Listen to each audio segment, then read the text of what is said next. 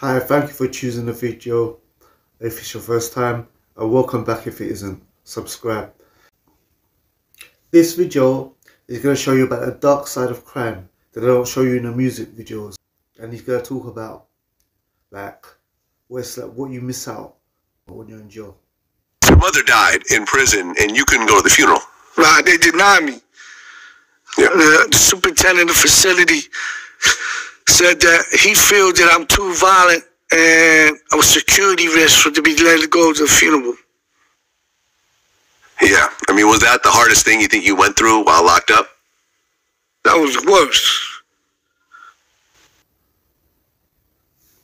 Can you imagine that? Yeah. Your mother's elderly, she's sick, yeah, and you can't be with her because of your own intentional actions, yeah. Whether that was because you're a gang member and you're in jail for violence, or you're a criminal and you're in jail for theft or robbery, yeah.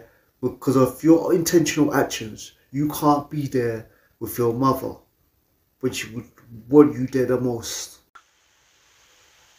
The thing is that I was never there for my kids, cause I got my son. I left him out here, so that was one of the worst things too. Not being there for my son.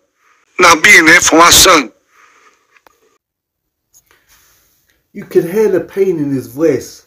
You can see it in his eyes, and you can hear it in his voice. You know, and this is obviously someone who's been in crime and violence and this and so forth, whereas would be stabbed, shot people. But you can hear the pain. Like, it don't matter how hench you are, it doesn't matter how many people you stabbed or shot or this, that, and the other. You're helpless. When you're a father and you're in jail, yeah, you could have, like, you could be strong, you could be tough, you could be a leader of a gang, but you're helpless. All this bad man and rude boy, you know, but even you can hear in this guy's voice, he's helpless. He might have rep, he might have power, he might be able to get people stabbed, order people to stab people like that, shoot, you know what I'm saying, rush people like that. He might be able to end people's lives by telling lesser people in the gang to go and do stuff. But he couldn't be there for his child. Helpless. No power, no strength, no influence. He's crying. The guy is crying. You can hear it. He's crying that he's helpless to keep to help his, like, to give his son direction.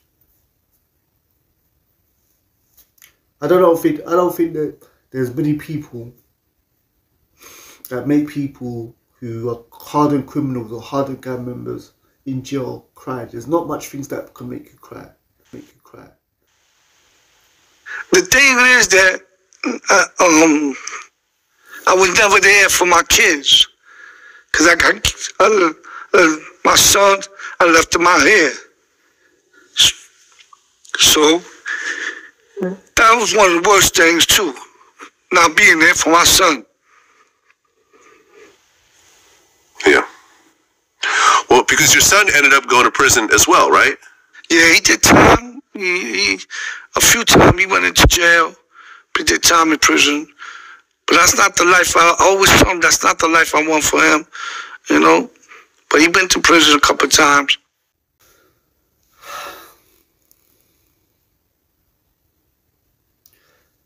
There's no amount of money, there's no amount of jewelry, there's no amount of women, there's no amount of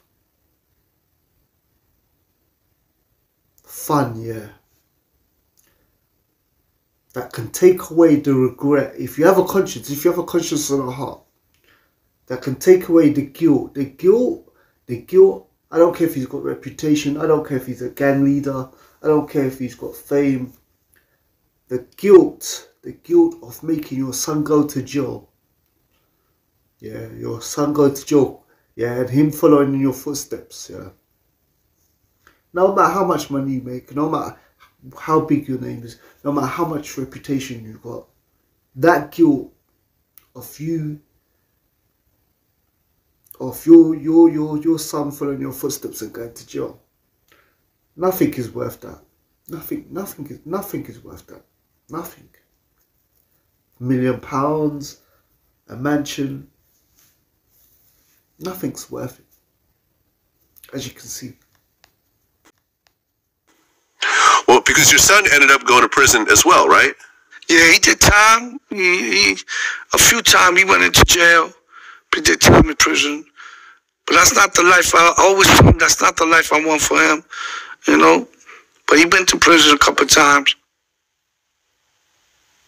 I mean, what did you go through as a father? Because, you know, you're trying to do what you can to give your son guidance, but you're not there ever at all. Like you're locked up the whole time, and then before you know it, now he's following your footsteps, and now you guys are locked up at the same time in different prisons, but you can't really do anything about it. I assume it's a very helpless kind of feeling trying to go through that. It's hard, and it brought a lot of pain to me, you know, because I never want my son to follow that life. But if you're not there, and you can't be the father structure, he gonna do what he feel like. You know what I'm saying? He gonna rebel. He gonna, you know, feel, well, I can do what I want to do. You know what I'm saying? And that was one of the hardest things for me to deal with. So what can you tell your son? If you're a criminal and you're in jail, and you've been in jail many times, or even if you've been once, how can you tell your child, yeah, not to steal, not to rob and stuff like that? You're going to say, what, you did it? Not even you did it, because you're in jail and you're telling him not to go down that path. Like, yeah, you got to advise him, because even if you're being hypocritical, you got to tell him not to.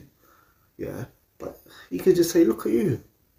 Why should I work when you didn't work? Why should I work? Why should I work when you didn't work? Like, when you were out and you had all this expensive stuff and that, you never work, and now you're telling me that I should work and take the slow way, and do things properly and correctly and so forth. But when you was outside, you wasn't taking the slow. You didn't do things properly, and now you're telling me, yeah, that I should do things slowly and this, that, and so forth.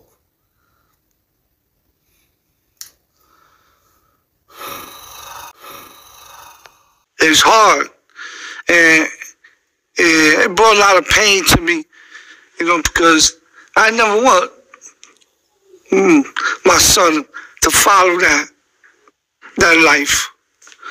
But if you're not there, and you can't be the father structure, he gonna do what he feel like. You know what I'm saying? He gonna rebel. He gonna, you know, feel, well, I can do what I want to do. You know what I'm saying? And that was one of the hardest things for me to deal with, because I didn't never want him to come to prison. Plus, I don't want nobody to do nothing to him because of things I've done. So.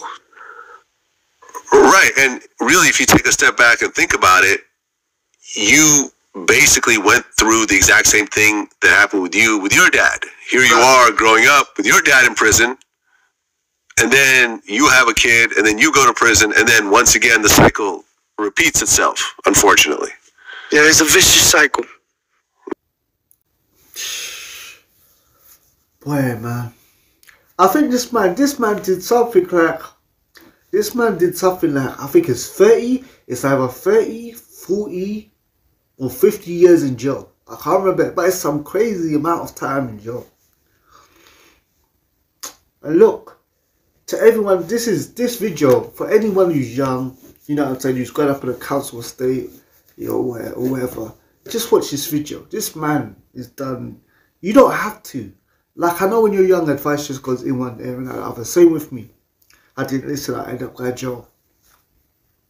I was kicked out at 15 or 16 due to my own behaviour at my mum's house, and I was homeless for about a year.